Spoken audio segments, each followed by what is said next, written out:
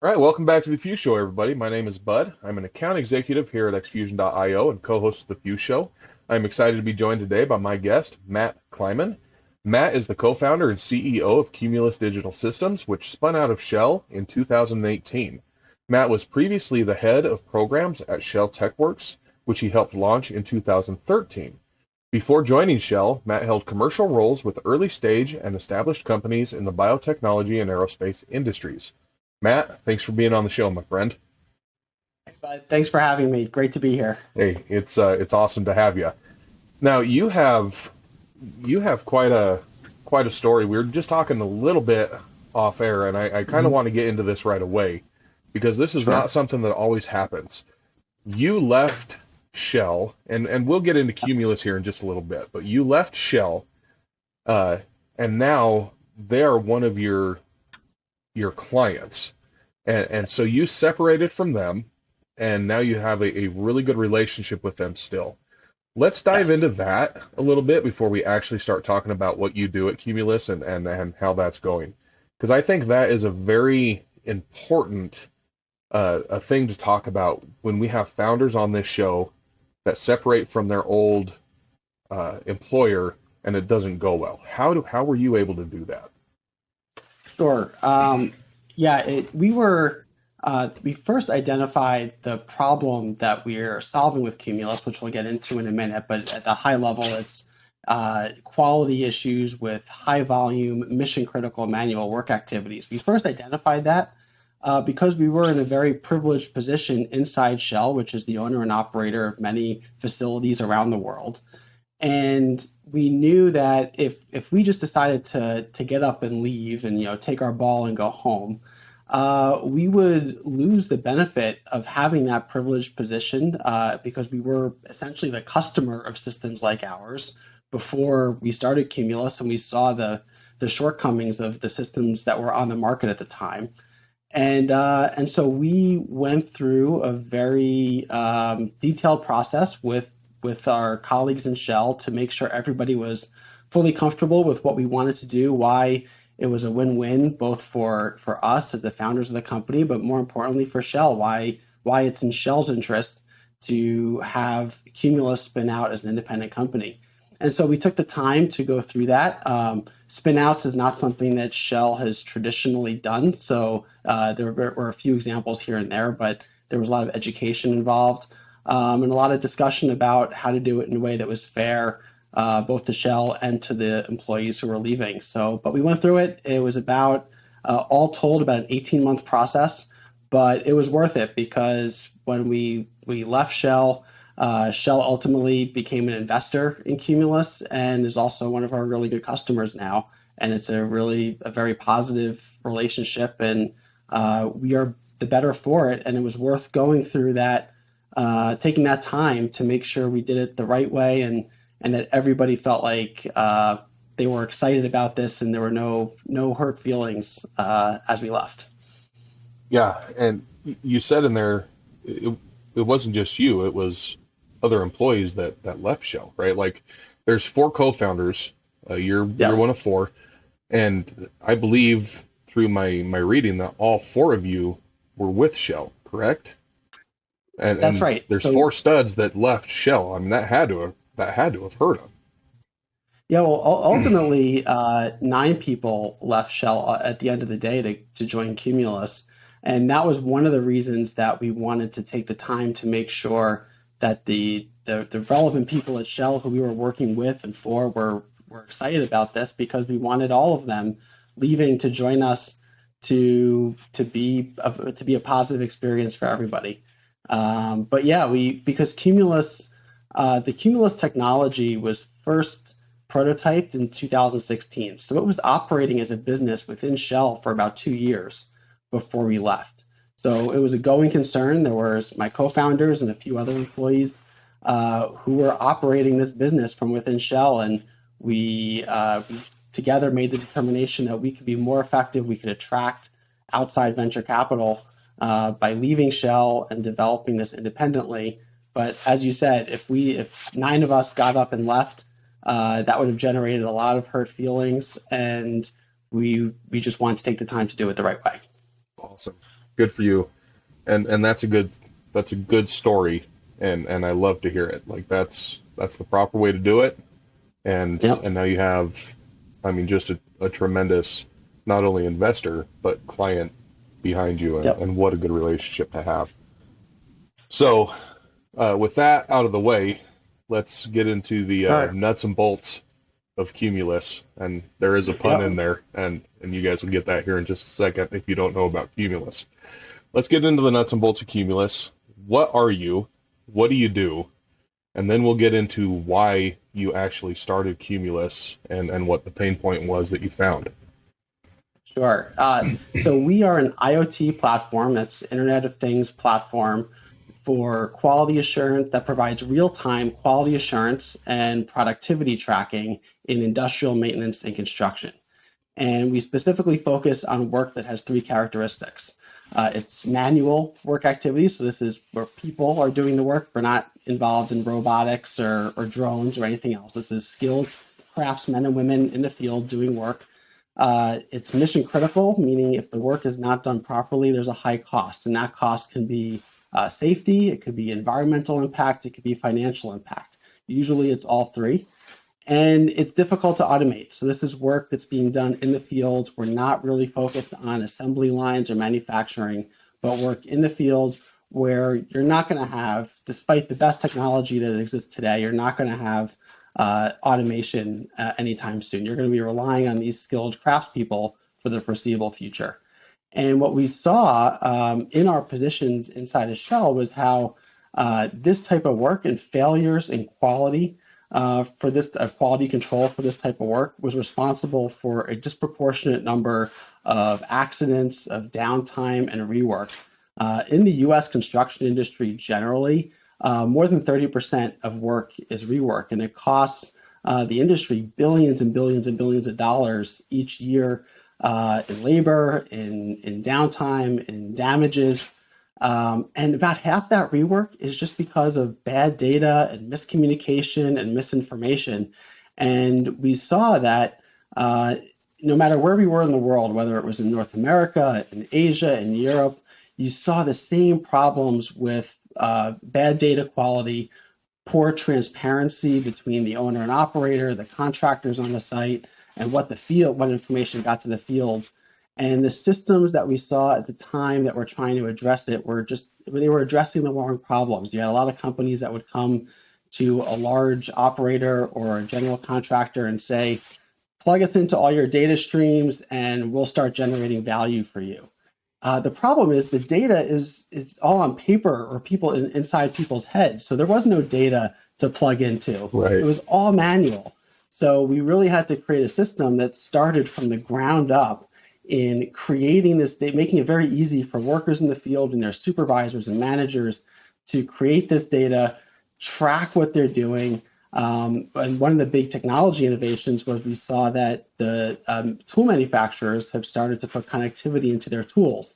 So we're actually able to connect to the tools that they're using and get data right off the tools about who did what, when they did it, and how well they did it. And this created that transparency that had a dramatic improvement in work quality and productivity. Yeah, that's amazing. It just blows my mind what you can do. Like I've done a little bit of research coming into this, and like I was telling you just before we came on, I've been in the oil field for several years, and I was on flowback, so I wasn't on a big rig. I wasn't on that, but there was still lots of nuts and bolts. There was lots of hammering. There's lots of that, right? Yep. If you went back in time 20, 30 years, probably done the same exact way it was done. It's done today. Yeah. And it takes me back to one little story. A few years back, we got called. I live in Colorado. We got called to a job in North Dakota. They were having a lot of issues, and they're like, "Hey, we got to send a crew up there. You guys are leaving in the morning. When you get up there, you're going to be rigging in, and you're rigging in until you're done, and you're opening this well. Like, Yep. cool, great. So Yep. it was me, uh, another guy who was a supervisor. We had a crew.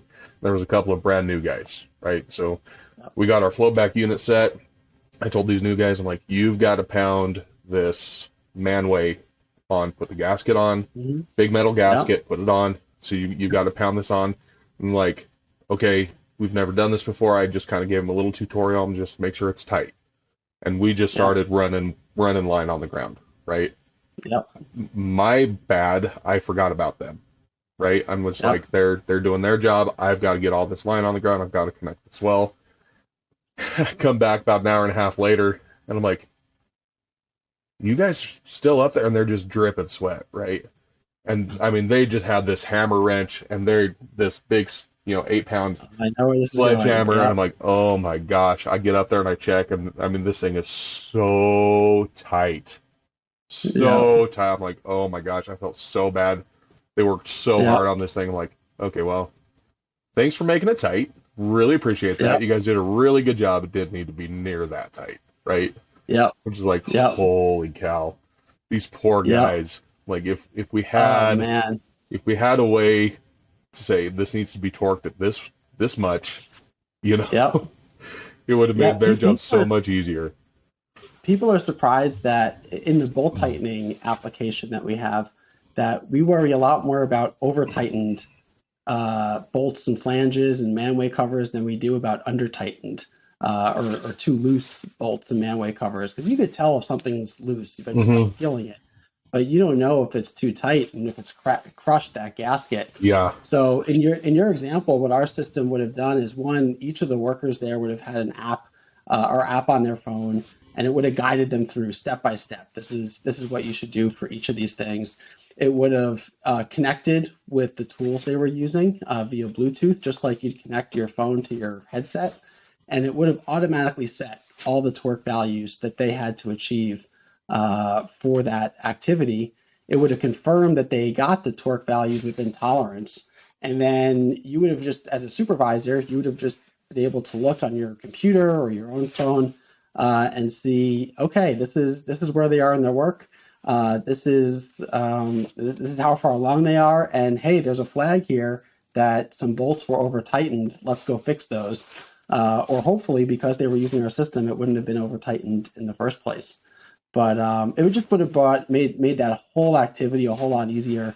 And whether or not you had connectivity out in the field, it would have worked the same way. Yeah. And it would have cut their, they were up there for an hour and a half. When I was doing something else, it would take them down to 20 minutes of Yeah, work. And exactly. And oh my goodness. a lot of our customers, you mentioned how a lot of these guys on your team were brand new. That problem is only getting worse now in the post-COVID environment Hmm. as labor shortages everywhere. You hear about them in the news. You hear about the great resignation and the great shift change.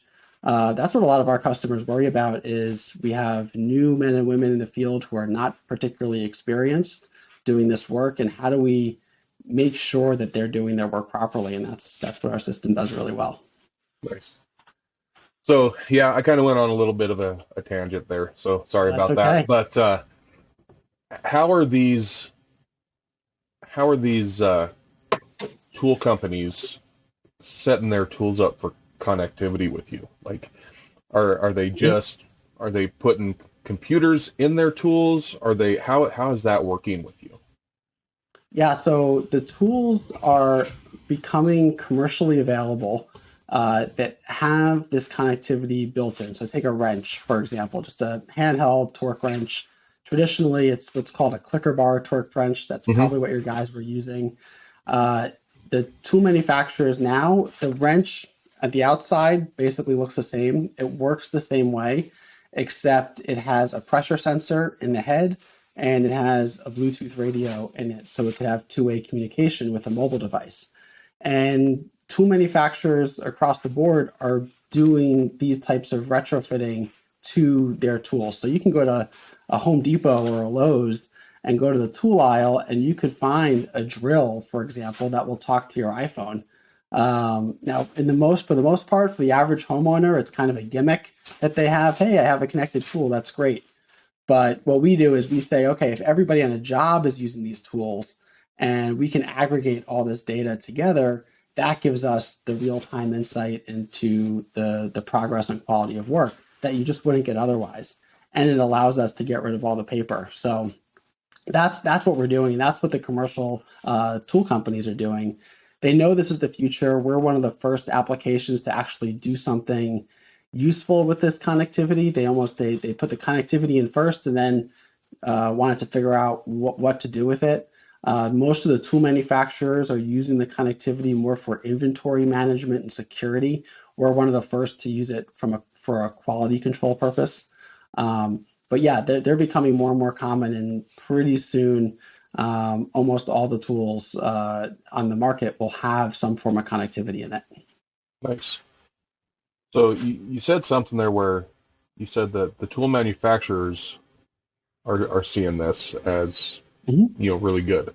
What about the people in the field? Because I know that there's a big disconnect in Yeah, field workers and technology, right? Like yeah, there's a gap there. Like technology comes in and they're like, I've got my hammer, I'm good. yeah. So how do you shorten that gap? Sure. Great question, because we certainly see that and we were very aware of it as we design everything that we do. It is we know the user is somebody in the field who might not be as technically savvy as our developers are who are building the tools to begin with, the systems to begin with. But what we do is we try very hard to make sure we are not changing how the worker does their job. So the person who has to go out and tighten a bolt or inspect a weld or do a pressure test, the tools all work the same way as the tools they've been using for years. All they're doing differently is they have an app on their phone, which even the most technically unsavvy workers know how to use a smartphone now. Pretty much, they're Right. ubiquitous no matter where you are in the world. When I first joined Shell in 2013, that was not the case, and you couldn't assume that. But now you can assume that Right. pretty much everybody, nobody's going to be afraid of using their smartphone or a tablet. And all they have to do is they connect the smartphone to the tool, just like they might be used to doing with their headphones or their car. And then do their work just like they would normally do it. We're not changing the engineering, we're not changing the physics, we're not getting in the way of their process. The system matches whatever their process is. All they're doing is they're no longer filling out paper and they are doing all this work exactly the same, but being guided by the phone or the tablet through each step of the process. And they're taking photographs, they might be completing checklists, but these are all things they might have done on paper anyway. They just do it with their phone, which people are used to doing now, even those who might not be as technically savvy as others. Nice. Nice. So there's definitely some thought going into not only your tools, but how they're being used in the field Yeah, for the actual worker. That's fantastic. exactly. Um, you said something there about they don't have to do their paperwork. It says on your website here Hmm. that you can eliminate up to 2+ hours of paperwork per joint. Yep, That is huge. huge. Huge. Uh, yep. That is probably as much as proud of we as we are of the ability to eliminate leaks and to improve work quality. What most of our customers, especially the workers and the foremen and women, what they get excited about is not having to fill out paper anymore. Mm-hmm. And it was surprising to us when we first started to learn about the industry when we were inside of Shell, just how much paperwork is done for all these activities. And it's because they are mission critical, as I mentioned earlier, and the cost of a failure is high, whether it's safety or financial or environmental.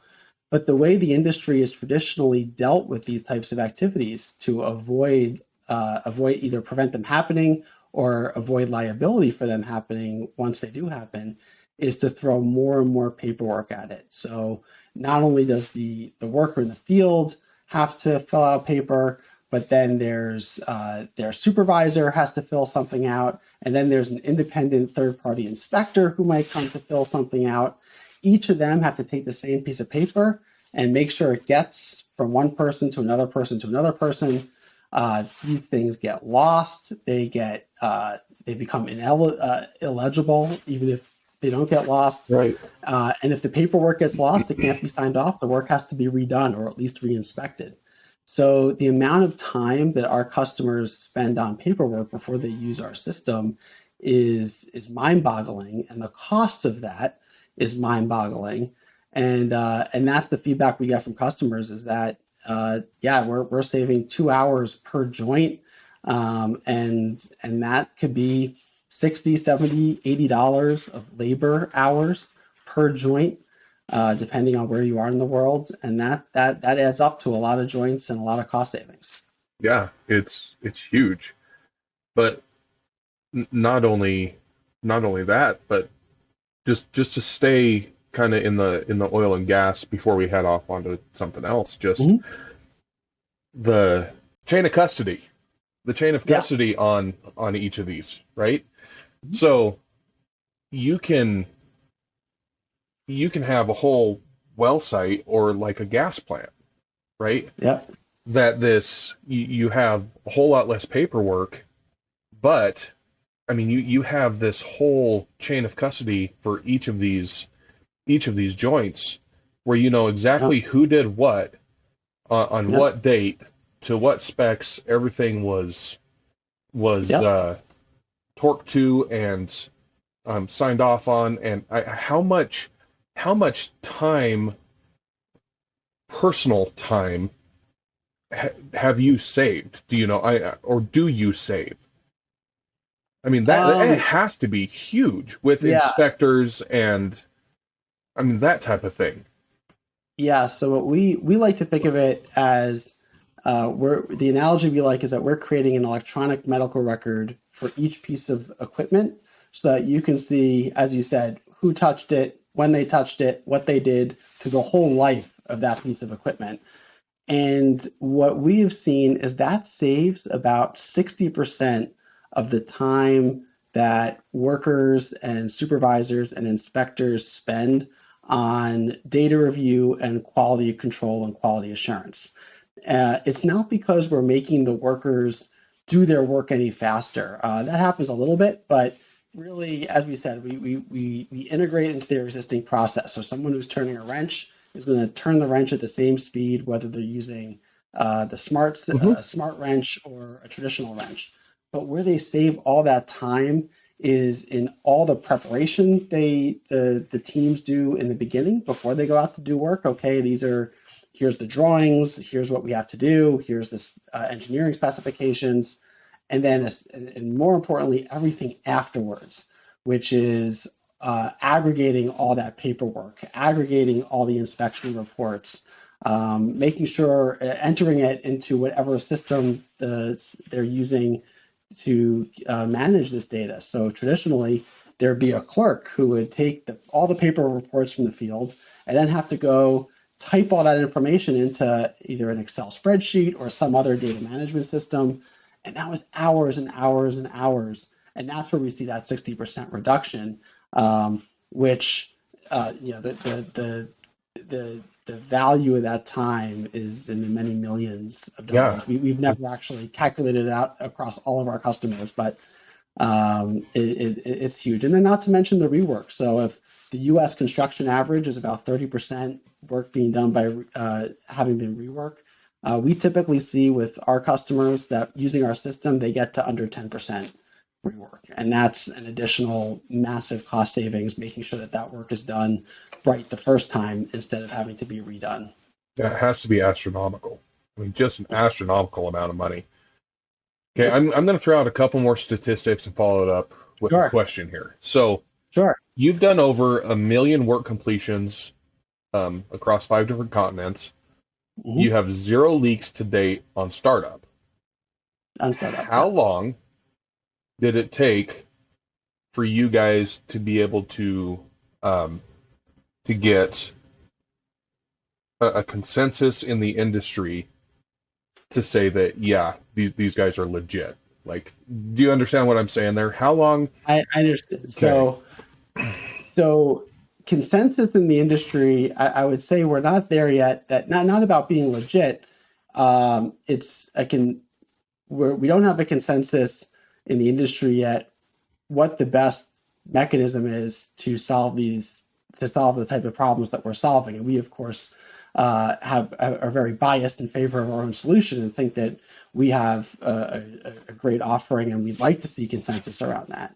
Um, but COVID really did accelerate that because before COVID, I would say digitalization of industrial work, like the type of work that we're dealing with, it was seen as a nice to have or a novelty, not necessarily a necessity. And COVID changed everything because all of a sudden you couldn't have the same number of people at your plants anymore. There were restrictions on how many people were there. We had customers who were working at offshore platforms and they weren't allowed to send their QA inspectors out because they were quarantined. And they had to use systems, ours and others like ours, to perform all that quality assurance remotely, which you would never have seen before COVID. No.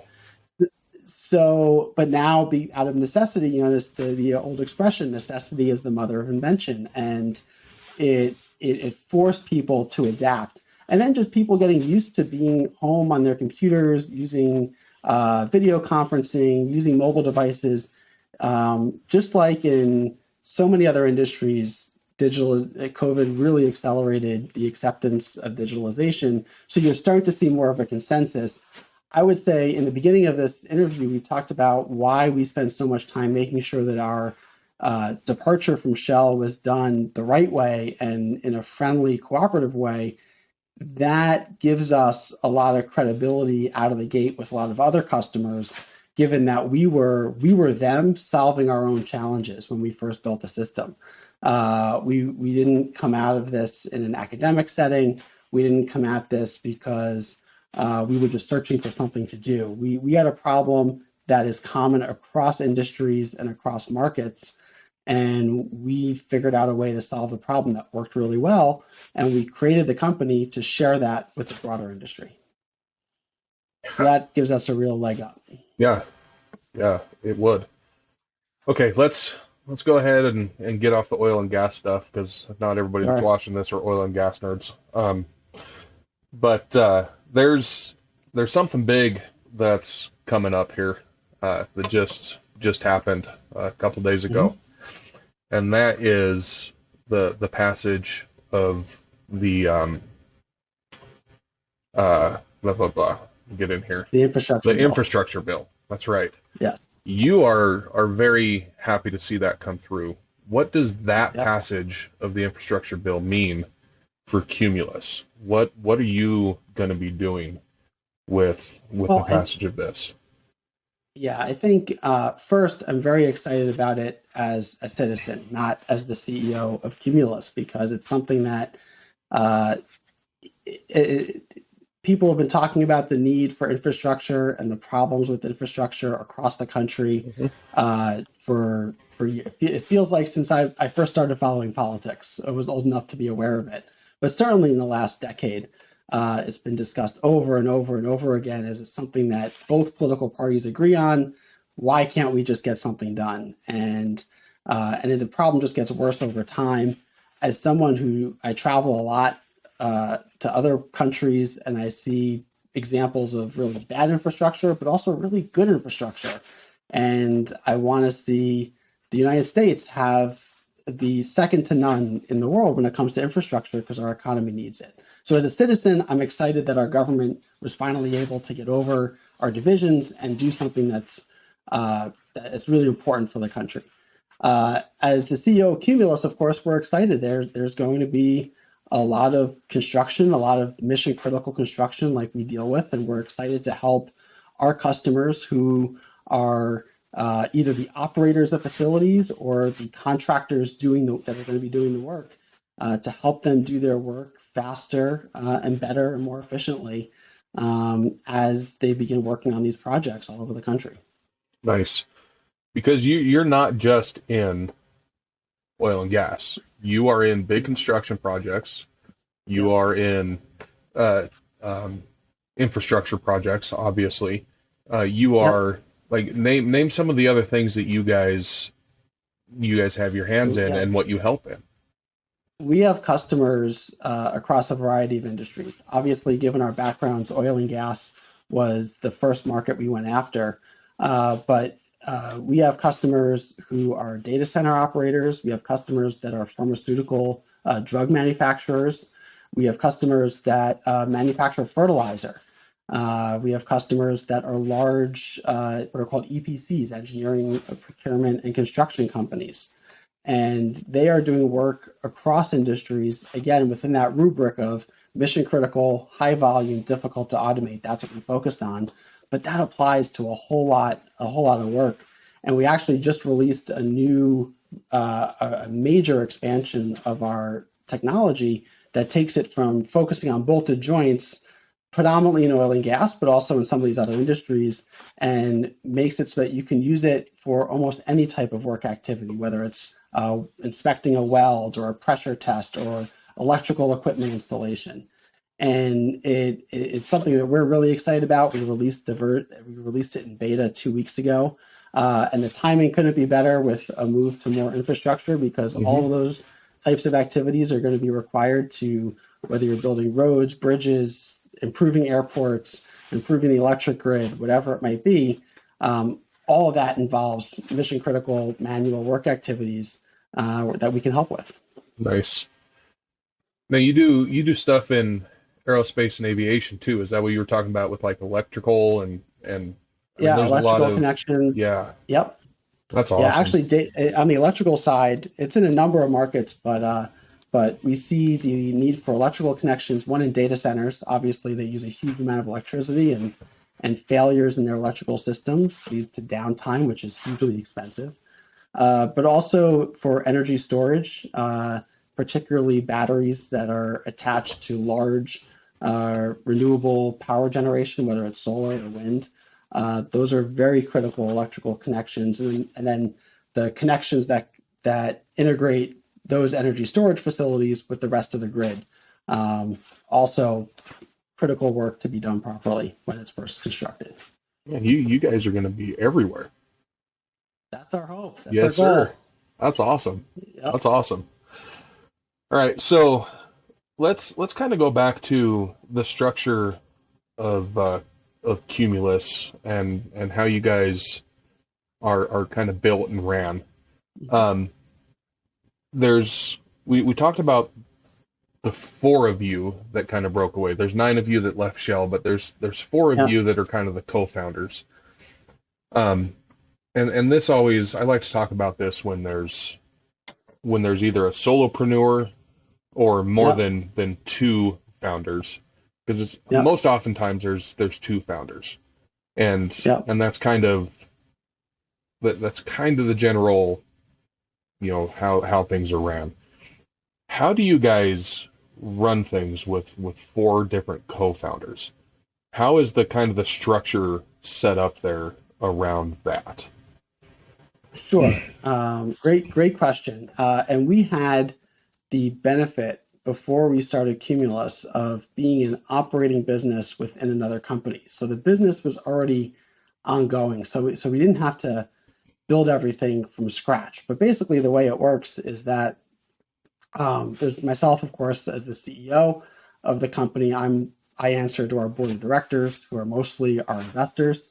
And then my co-founders each have their areas of expertise that they brought from their backgrounds. So one is in charge of sales and business development. One is in charge of business operations, and my others are in charge of on the technical side as our chief technical officer and VP of software.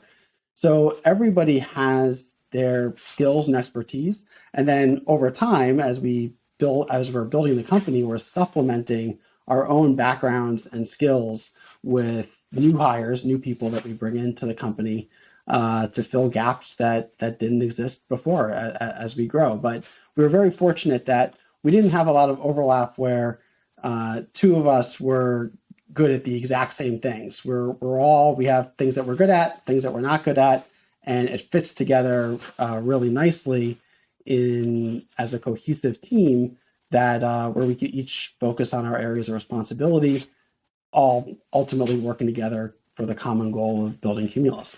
That's awesome. And then when there is more than two, I like to ask this question. Like, you're obviously the CEO. Mm-hmm. You're the executive officer. So I'm guessing Mm-hmm. that a lot of the biggest decisions have to hit your desk and you have to make a decision. Yep. With the Yep. other co-founders there, how do you handle that? Do you get in a big group and ask, "Hey, we have this." Do you get their feedback, or does it just land on you? Do they trust you to make those decisions? How do you handle those big decisions? Sure. I read once, I forgot where, I can't attribute it, that a CEO of a company has four jobs: to set the strategy of the company, to make sure to raise capital, to make sure the company is solvent and has the capital necessary to execute that strategy, to make sure that the right people are in the right jobs, and then to hold those people accountable. Those Mm-hmm. four things. Those are the four things that I reserve as ultimately my decision. Everything else I delegate to the team, and I will support and I will make sure people have, you know, if they need help, I'll help them, but also hold them accountable for making sure they're doing their teams are doing what they're supposed to be doing. Um, but I try not to get in everybody's business outside of the realm of what should be my responsibility as a CEO. So I try to be conscious of that.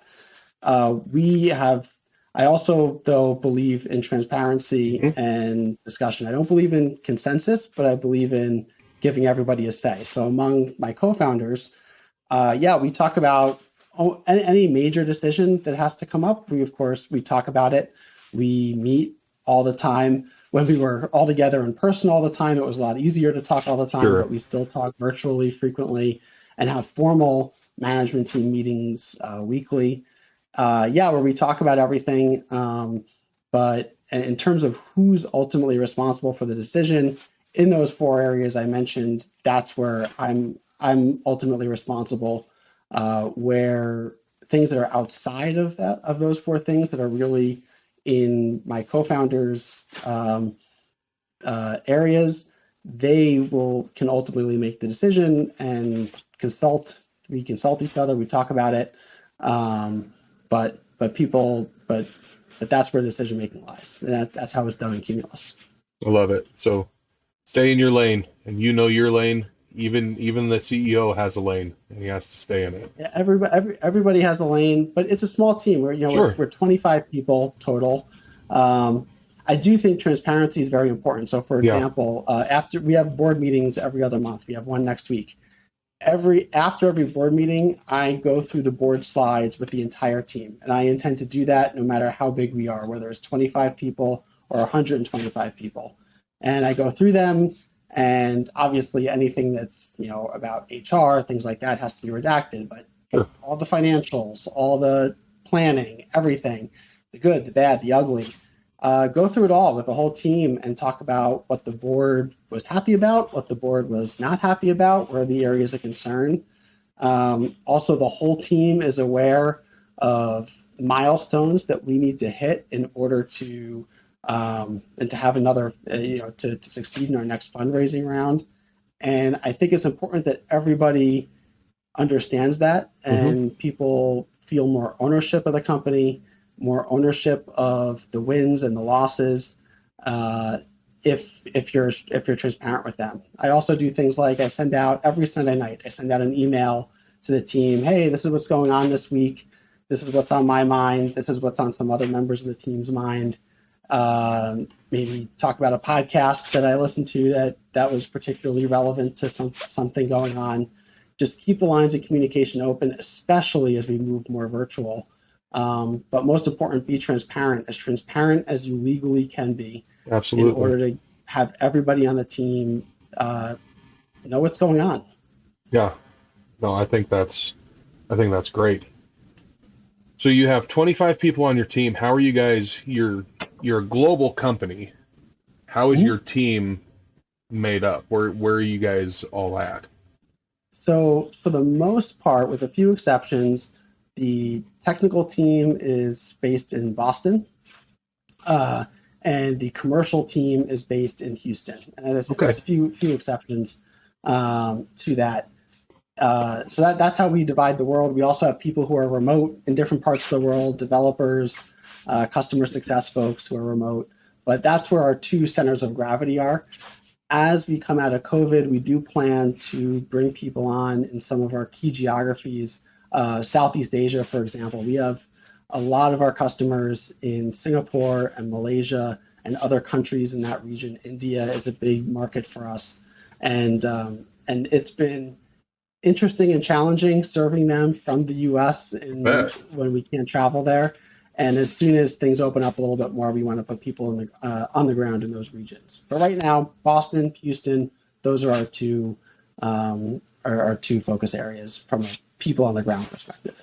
Nice. Are you excited to hear that everything is opening up a little bit? Are you getting ready to Uh, fly away? I can't wait. I had the opportunity to go to Dubai in July to meet with one of our partners there, and that was my first international trip since COVID. And from a weather perspective, Dubai, Middle East in July is about the worst time you can go, but I didn't care. It was great. Don't even care. Uh, getting out, meeting people in person, and having those across the table discussions, even if we were wearing masks, it's just so much better. I think it's what video has done and enabled companies like ours to just survive and get by, and it's phenomenal. And I have a daughter who's in second grade, and what she was able to do during shutdown and keep going through class, but it does not replace in-person No. engagement at all. I'm a huge believer in face-to-face discussions, both with people who work at Cumulus, but also our customers and partners. And actually, one of my co-founders is in Dubai right now. We're very excited to see Southeast Asia starting to take the first steps towards opening up. As I mentioned, that's a big focus area for us, and also obviously Europe and other parts of the world. Awesome. Yeah, I'm a big believer in that as well. Like I hear people say that we're fine like this, we can stay like this forever, and I'm like, no, we can't. We're herd, we're pack animals. We're herd Yep. mentality. We have to be together. And Yep. if this goes on Yep. too long, we're just not going to do well. So I'm And excited you to just, be able to go places and see people that's, also. Yeah. yeah, exactly. And also, and just to have this the spontaneity and serendipity of in-person Hmm. connections. We went to our first trade show, one of our first trade shows a few weeks ago, in-person trade shows that we've gone to since COVID. And even though it wasn't as well attended as it was in years past because not everybody's traveling yet, but just the opportunity to be there with potential customers, and there were at least two opportunities that we have now that came from that trade show that they would never. They were completely spontaneous. They were with customers and industries that were completely orthogonal to what we typically do. But because we had a table there, they came across it. The solution resonated, and hopefully it turns into something. But it's those sorts of things that just don't happen virtually. Right. Right. And you just get a better sense of the person. Yeah, Like exactly. like this conversation would probably be quite a bit different if we were in the same room. In the studio, yeah. Yeah. Yep. It's just different. So Yep. right. Um, well, I'm excited for you to travel and go see where you're actually going to be working and get some boots on the ground over there and get some people hired. That'll be awesome for you. Um, Thank you. what do you see is your biggest pain point for your company? But not only that, but the biggest pain point for your industry. Where does your industry fall short right now?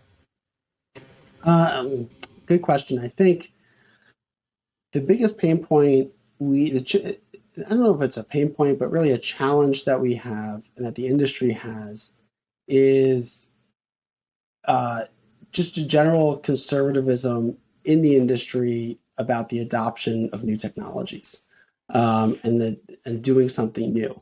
As we talked about before, Hmm. COVID certainly helped accelerate a lot of that change, but you still see it over and over and over again of the attitude of, well, this is the way the person who had this job before me did it, and before him, and before her, and before him, and I'm just going to do it the same way and not rock the boat, or I'm not going to take risk, or I don't see enough value of of trying something new. So that's for a lot of companies like ours, that's the biggest challenge in getting adoption of our systems.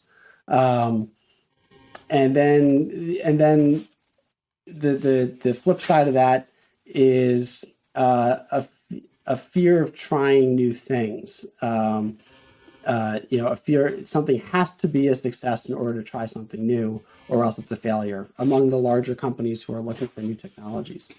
Um, so that's what we would like to see is just more acceptance. And I think as we come out of COVID, as more tech native people come into a lot of the decision making roles, that will change over time. But that is our biggest challenge. Yeah, I would think that, like, I can see, I mean, because I asked that question earlier just with like workers on the ground not wanting to change. Yeah. But Yep. I would think that with companies, they would see this because, I mean, as soon as I started looking into this, I was like, man, there is huge potential for not only cost savings, but Yep. safety savings as well. Yep. Like, Yep. and it didn't take me but 5 minutes looking into this to see like this could be huge. I would think that that just wouldn't be that hard of a sell, but you're finding that Uh, it is. well, for people who are open to trying new things, they see exactly what you see, and that's why we've had the success that we've had to date. But you still see a lot of people in the industry. There are lots of studies about this. Despite all these advancements, construction generally is one of the least uh, penetrated by digitalization and Yeah, technology adoption among all the different industries you could think of.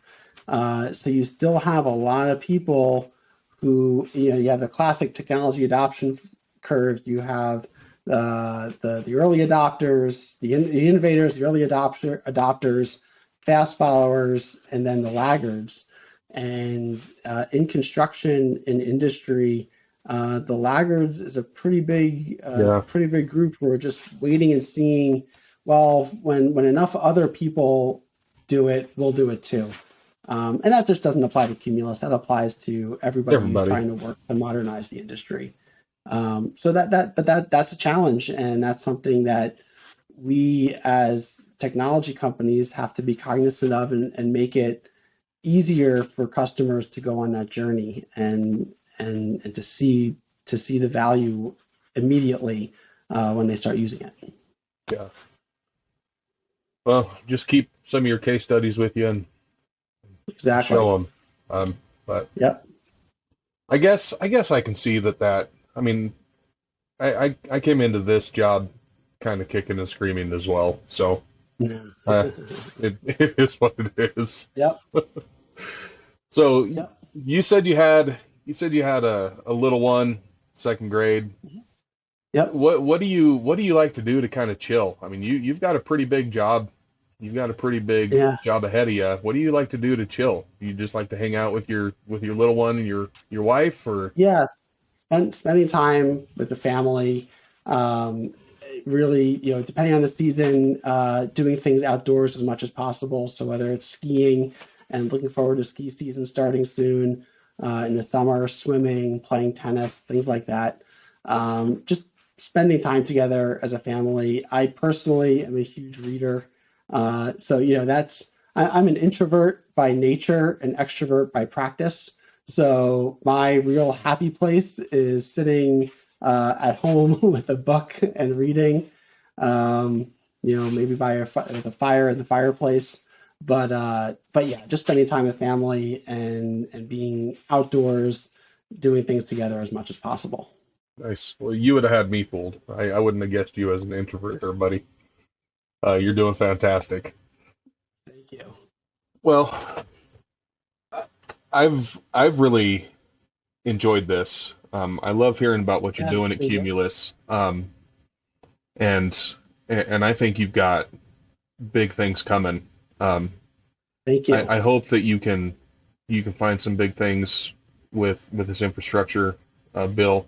I hope that you can find some really good things coming up overseas, and I hope this thing just blows up for you because I know that in the oil and gas industry, in especially, I mean, because that's just kind of where my heart is, and it always will be. Uh, I hope that you just keep growing and expanding. I love how you left Shell. I love just the ethical way that you did that and how you're running your business. And I wish nothing but good for you. So as we close Thank you. this out, I'm going to ask you the same couple questions that I ask Sure. everybody that is on this program. Um, and those two, the first one of which is, what advice would you give to founders or soon-to-be founders that are going to watch this program? Great question. I would say two things. One, uh, it is going to be, you're going to have the most difficult time of your career, but also the most joyful time of your career. And know that for every trough, there's a peak that comes after it, and that could be day by day. So you have to be ready for that, and you have to have the stomach for it. But that's the entrepreneurial journey. Mm-hmm. And the other part of that is perseverance. If you're not ready, if you don't believe in what you're doing and you're not ready to persevere through it, it's going to be really hard to manage those peaks and troughs. So just be ready for it and embrace it as part of the journey. Do you have a special way of managing the peaks and troughs, or is it just being ready? It's just keeping perspective and being ready and knowing that. Um, I remember early in my career, before I became an entrepreneur, um, screwing up at my first jobs and making big mistakes. And I remember at the time, it just felt like the worst thing that could happen. Oh my God, this is terrible. I'm going to be fired. This is awful. And I remember my dad giving me the advice that said, and he said, you know, when you zoom out, you're not in 10 years, you're not even going to remember what this mistake was. It might seem like the worst thing you've ever done, but you're not even going to remember it in 10 years. And that's true. I have no idea what those mistakes were anymore. And having that perspective that that as bad as things can be, it is very rarely the end of the world, almost never. And part of that is having the right support system at home, whether it's family or friends, and knowing that, you know what, it could all come crashing down, but one, that will not be the end of the world. Mm-hmm. And that gives you the perspective to say, well, let's just take it one step at a time and figure it out and move along. And then a day, a week, a month later, things are working again, and you have one of those peak days. And you just have to be ready for it and know that as you zoom out, it starts to look like a much more level ocean. Awesome. Awesome. Okay. And then the final question is, what is the best way for our viewers to get in touch with you if they so choose? Probably the easiest way is on LinkedIn. So I'm active there. Please feel free to reach out. Matthew Kleiman, Cumulus, or send me an email, matt@cumulusds, as in digital systems. So Cumulus, the letter D as in David, the letter S as in Sierra.com. Either way is a great way to get in touch with me. Awesome. Well, Matt, thank you so much for being on the show. It was super enjoyable. Thanks, I love what you have going on over there, man. Keep it up. Thanks, bud. Appreciate it. Thanks for giving me the opportunity to speak with you and your audience today. I really enjoyed it.